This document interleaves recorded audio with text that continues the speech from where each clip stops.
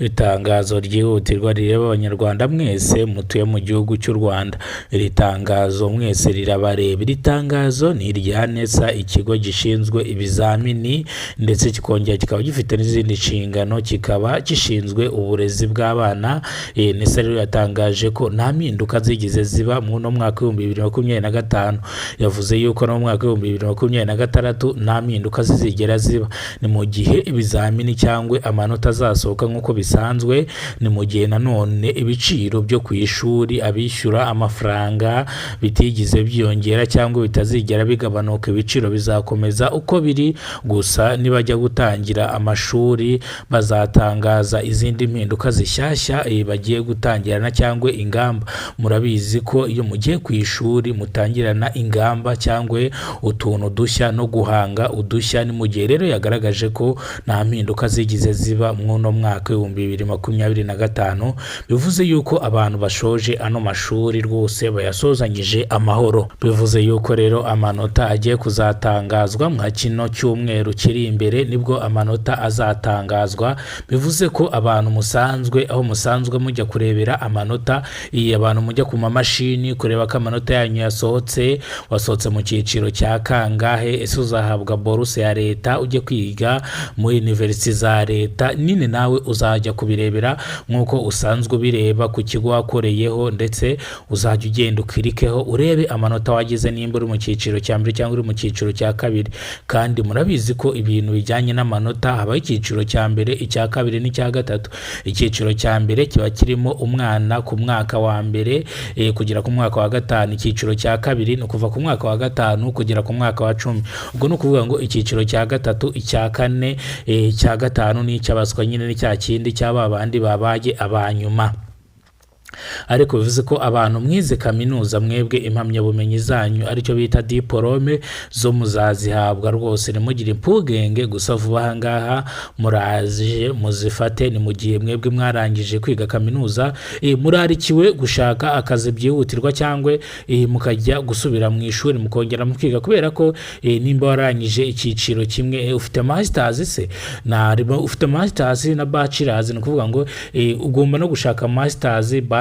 Urumva ko amashuri aba gihari. Ni mu gihe rero bamwe na bamwe njya nkumva impande zitandukanye, nkumva barimo barahamagara ngo babashakire akazi ngo bamaze gushomera. Icyumweru kimwe mumaze mu rugo murumva mumaze gushoma, mu gihe hari abandi bantu bafite impamyabumenyi zirenze zanyu kandi bafite uburambe mu kazi bicaye. Urumva mwebwe murangije none aha ngaha mwahita mubona akazi mutarahabwa na diplome zanyu.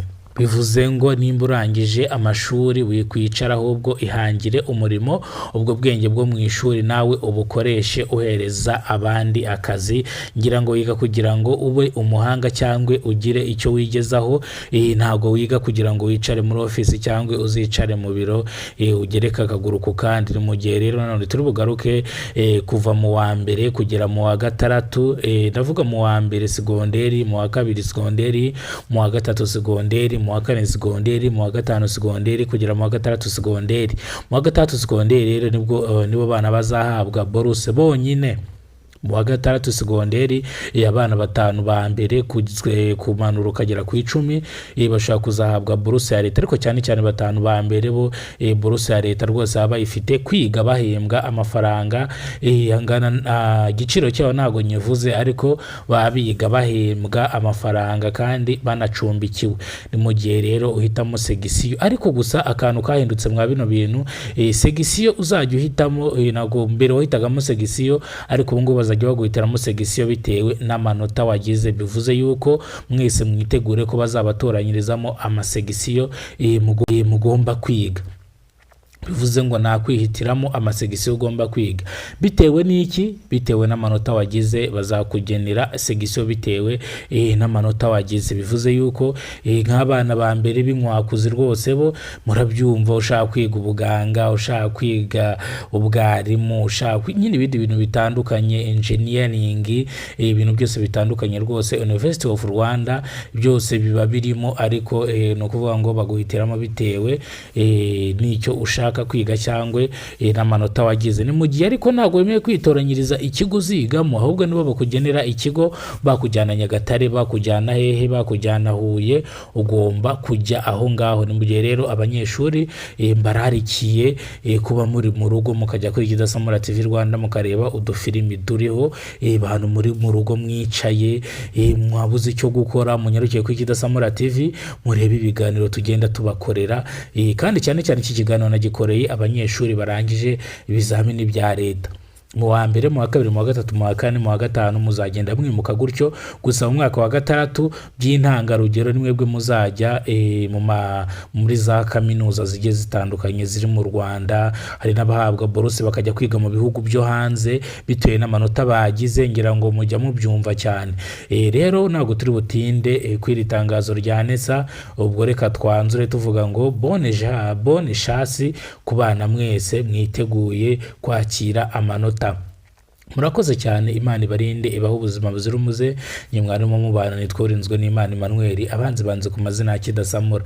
Wowe wakoze subscribe uri uw'agaciro, ibyo tugezeho niwe tubikesha. Nawe utarakora subscribe, ukora subscribe kugira ngo tujye tubana umunsi ku munsi. Urakoze cyane.